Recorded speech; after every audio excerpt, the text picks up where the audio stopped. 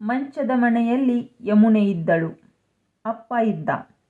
ಪ್ರವಾಹ ಧುಮ್ಮುಕ್ಕಿ ಹರಿಯುತ್ತಿತ್ತು. ಒಳಮನೆಯ ಕಂಬಕ್ಕೊರಗಿ ಕುಳಿತು ಅಮ್ಮನ ಬಿಕ್ಕಳಿಕೆ ಅಲ್ಲೇ ಹುಟ್ಟಿ ಸಾಯುತ್ತಿತ್ತು. ಪ್ರಾರ್ಥನಾ ಎಲ್ಲವನ್ನೂ ಕಣ್ಣಾರೆ ನೋಡಿದ್ದಳು.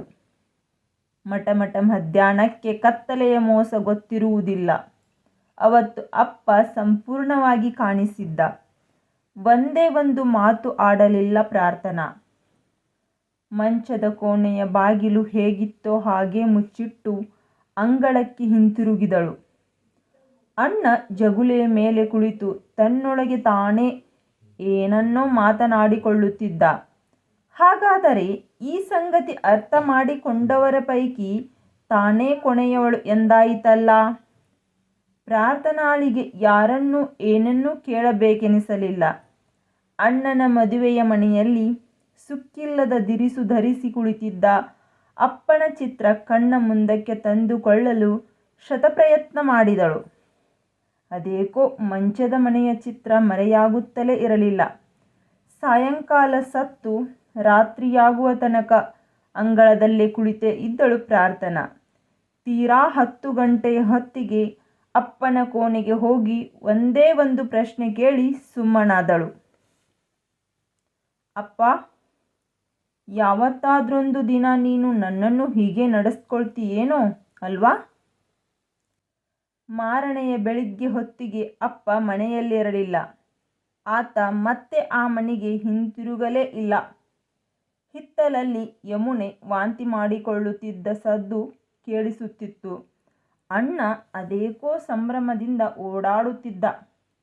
ಆ ಮನೆಯನ್ನು ಪ್ರಾರ್ಥನಾ ದ್ವೇಷಿಸಲು ಪ್ರಾರಂಭಿಸಿದ್ದೇ ಅವತ್ತು. ಹಿಮವಂತ್ ಬೆಳದಿಂಗಳ ಬೆಳಕಿನಲ್ಲಿ ಪ್ರಾರ್ಥನಾಳನ್ನು ಇನ್ನೂ ನೋಡುತ್ತಲೇ ಇದ್ದ. ಅವಳ ಮನಸ್ಸು ಟೆರಸ್ಸಿನ ಮೇಲಿರಲಿಲ್ಲ. ಅದಾವುದನ್ನು ಹಿಮವಂತನಿಂದ ಮುಚ್ಚಿಟ್ಟಿರಲಿಲ್ಲ ಪ್ರಾರ್ಥನಾ. ಕೇವಲ ತೀರಾ ಅಂತರಂಗದ ವಿವರಣೆಗಳ ಹೊರತಾಗಿ. ಚನ್ನರಾಯಪಟ್ಟಣದ ಹೊರವಲಯದ ಕತ್ತಲಲ್ಲಿ ಅವನೊಂದಿಗೆ ನಡೆಯುತ್ತಾ ಯಮುನತ್ತಿಗೆಯ ಬಗ್ಗೆ ಹೇಳಲು ಶುರುವಿಟ್ಟವಳು. ಇದ್ದಕ್ಕಿದ್ದಂತೆ ಭಾವುಕಳಾಗಿ ಎದೆ ಒಡೆದು ಹೋಗುವಂತೆ ಅತ್ತು ಬಿಟ್ಟಿದ್ದಳು. ಅಪ್ಪನನ್ನು ಜ್ಞಾಪಿಸಿಕೊಂಡು ಏನೇ ಮಾತನಾಡಿದರೂ ಪ್ರಾರ್ಥನಾಳ ಹೃದಯ ಕಿತ್ತು ಬಾಯಿಗೆ ಬಂದಂತಾಗುತ್ತಿತ್ತು. ಮೊದಮೊದಲು ಭೇಟಿಗಳಲ್ಲಿ ಪ್ರಾರ್ಥನಾ ಹಿಮವಂತನೆದುರು ಮಾತನಾಡದ್ದಕ್ಕಿಂತ ಅತ್ತದ್ದೇ ಜಾಸ್ತಿ. ಅವಳಿಗೆ ಧಾರಾಳವಾಗಿ ಅಳಲು ಅಣುವು ಮಾಡಿಕೊಟ್ಟದ್ದೇ ಹಿಮವಂತ. ಮನಸ್ಸಾರೆ ಅತ್ತು ಬಿಟ್ಟರೆ ದುಃಖ ಮುಗಿದೇನೂ ಹೋಗುವುದಿಲ್ಲ. ಆದರೆ ಭಾವೋದ್ವೇಗ ಒಂದು ತಳಹಬಂದಿಗೆ ಬರುತ್ತದೆ. ಅತ್ತು ಬಿಡಲಿ ಪ್ರಾರ್ಥನಾ.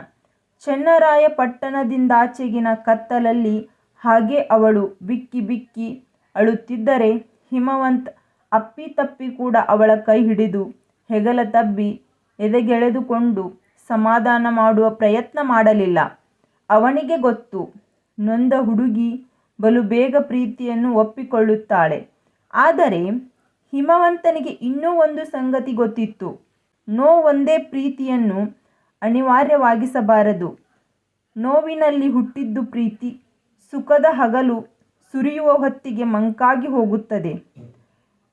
ಅವಳಾಗಿ ಅವಳಿಗೆ ಅದು ಅವಶ್ಯಕವೆನಿಸಿದರೆ ಪ್ರೀತಿ ಎಂಬುದು ಅವಳೆದೆಯಲ್ಲೇ ಮೊಳೆತು ಹೆಮ್ಮರವಾಗಿ ಇನ್ನು ಹಿಮವಂತನಿಗೆ ಹೇಳದೇ ಇರಲು ಸಾಧ್ಯವೇ ಇಲ್ಲ ಅನ್ನುವಂತಹ ಪರಿಸ್ಥಿತಿ ಒದಗಿ ಬಂದರೆ ಅವತ್ತು ಹೇಳಲಿ ಪ್ರಾರ್ಥನಾ. ಹಾಗಂತ ಚನ್ನರಾಯಪಟ್ಟಣದಿಂದ ಹೊರಟ ದಿನವೇ ನಿರ್ಧರಿಸಿದ್ದ ಹಿಮವಂತ್. ಆದರೆ ಶಿವಮೂರ್ತಿ ಸರ್ಕಲ್ಲಿನಲ್ಲಿ ಹಾದಿಗೆ ಅಡ್ಡ ನಿಂತ ಪೊಲೀಸ್ ಜಮೇದಾರನ ಎದುರಿಗೆ ನಾವು ಜೀವನ ಪರ್ಯಂತ ಜೊತೆಲಿ ನಡೆಯುವ ನಿರ್ಧಾರ ಮಾಡಿದ್ದೀವಿ. ನಮ್ಮ ಪ್ರೀತಿಗೊಂದು ಶಕ್ತಿ ಇದೆ ಅಂದು ಬಿಟ್ಟಿದ್ದ. ಅದಕ್ಕೇನರ್ಥವಿತ್ತು? ಚನ್ನರಾಯಪಟ್ಟಣದಿಂದ ಅವಳ ಮನೆಯ ಅಂಗಳದಿಂದ ಪ್ರಾರ್ಥನಾಳನ್ನು ಹೊರಡಿಸಿಕೊಂಡು ಶಿವಮೊಗ್ಗೆಯ ಕಡೆಗೆ ನಡೆಯುವ ಹೊತ್ತಿಗಾಗಲೇ ಅವಳನ್ನು ತಾನು ಪ್ರೀತಿಸತೊಡಗಿದ್ದನಾ? ಹಾಗಾದರೆ ದಾರಿಯುದ್ದಕ್ಕೂ ಆಡಿದ ಆ ಮಾತುಗಳನ್ನು ಗುರುತು ಪರಿಚಯ ಕೂಡ ಇಲ್ಲದ ಜಮೇದಾರನ ಮುಂದೆ ಯಾಕಾಗಿ ಆಡಿದ್ದ?